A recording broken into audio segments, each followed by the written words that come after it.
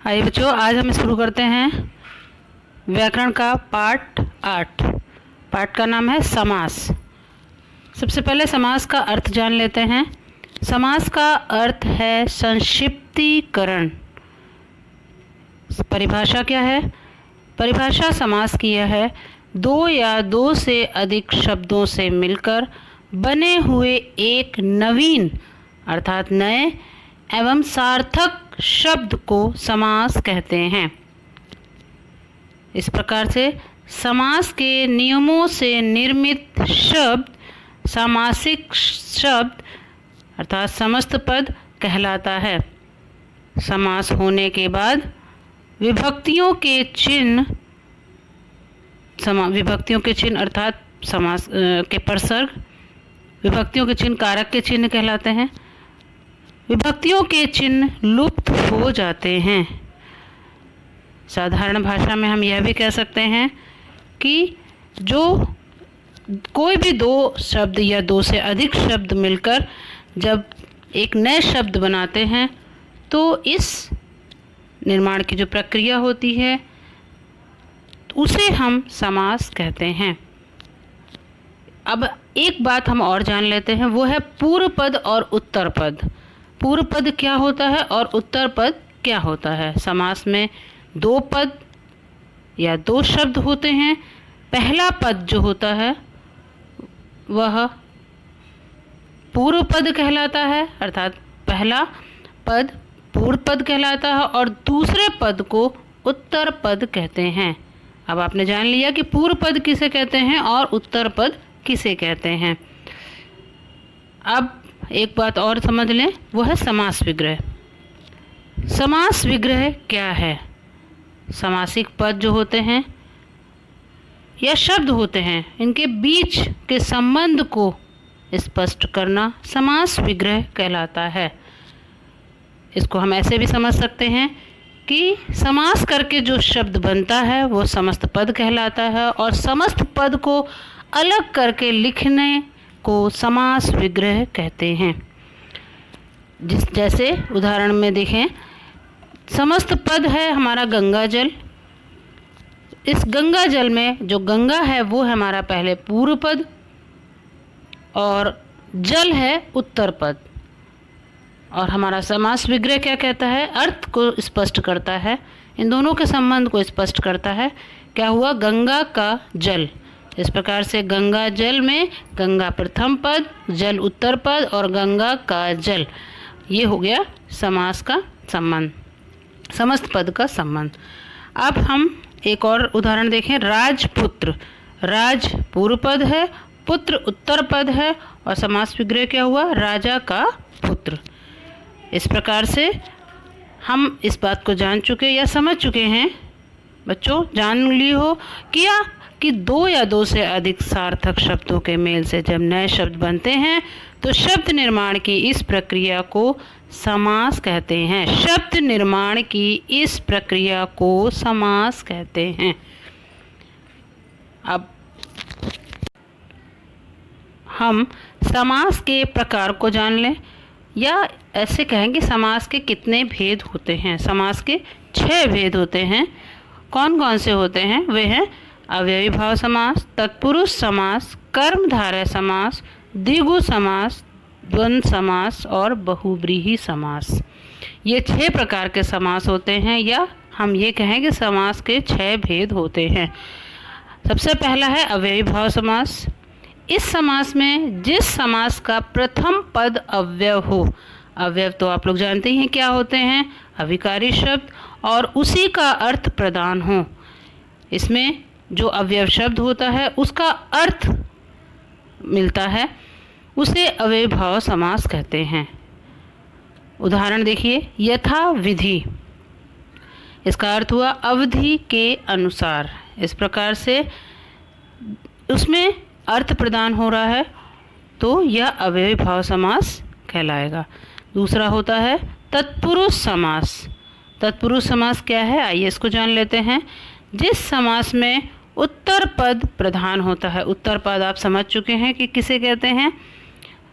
दूसरे पद को, तथा इसके निर्माण में दो पदों के बीच कारक चिन्हों का लोप हो जाता है। कारक के चिन्ह अर्थात कारक की विभक्तियां या परसर्ग कहलाते हैं। तो इस प्रकार से इसमें दूसरा पद प्रधान है और इन दोनों पदों के जो बीच का कारक है वो लोप, कारक चिन्ह है वो उसका लोप हो जाता है जब हम समास विग्रह समस्त पद बनाते हैं। उदाहरण देखिए, गंगा जल अर्थात गंगा का जल। इस प्रकार से कर्मधारय समास अब हम देखते हैं। यह तीसरा समास कर्मधारय समास, जिस समास के दोनों पद अर्थात विशेषण और विशेष तथा उपमेय और उपमान का संबंध बताते हैं, वहाँ पर कर्मधारय समास होता है। इसकी विशेषता भी है। आइए विशेषता के अनुसार हम उदाहरण को जानते हैं। पहला पद विशेषता बताता है। अब इस समास में जो पहला पद होता है, जो पूर्व पद होता है, वो विशेषता बताता है। कैसे?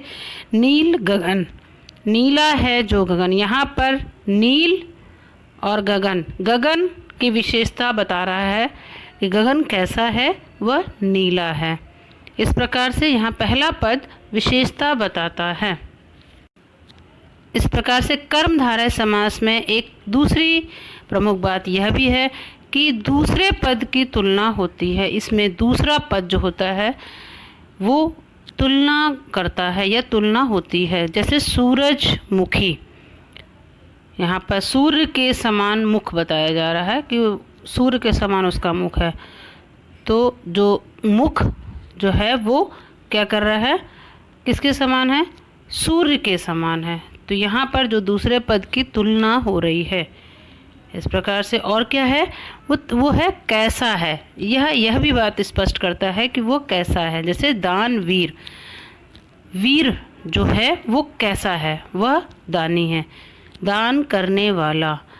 तो वीर कैसा है? दान करने वाला है। इस प्रकार से कर्मधारय समास में ये तीन बातें बहुत प्रमुख होती हैं। आइए चौथा समास हमारा आता है, वो है द्विगु समास। इस समास का पहला पद संख्यावाचक होता है। संख्यावाचक अर्थात नंबर।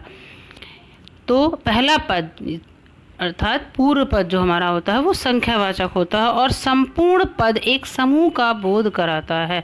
जो पूरा पद होता है वो क्या कहता है? एक समूह, एक ग्रुप का बोध कराता है। जैसे उदाहरण से समझ लें हम इसको, पंचवटी, पाँच एक नंबर है, तो 5 वट अर्थात वृक्ष का समूह। यहाँ पर पंचवटी जो शब्द है वो 5 वृक्षों के समूह का संकेत कर रहा है या उसका बोध करा रहा है। चौराहा, चौ में 4 रास्तों का समाहार। यहाँ पर चौराहा शब्द है जो 4 रास्तों के समाहार के समूह का बोध करा, 4 रास्तों के समूह का बोध करा रहा है। इस प्रकार से द्विगु समास में पहला पद संख्यावाचक होता है। आइए अब जाने पांचवा समास हमारा कौन सा है, वो है द्वंद्व समास। द्वंद्व समास में 2 पद होते हैं और दोनों ही प्रधान होते हैं।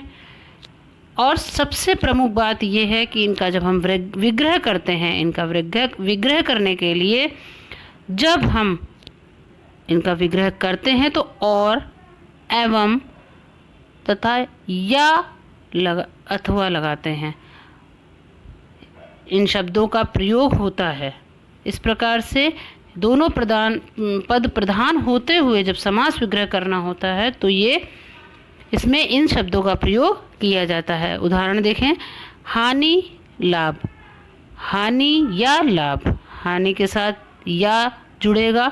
इस प्रकार से हानि या लाभ।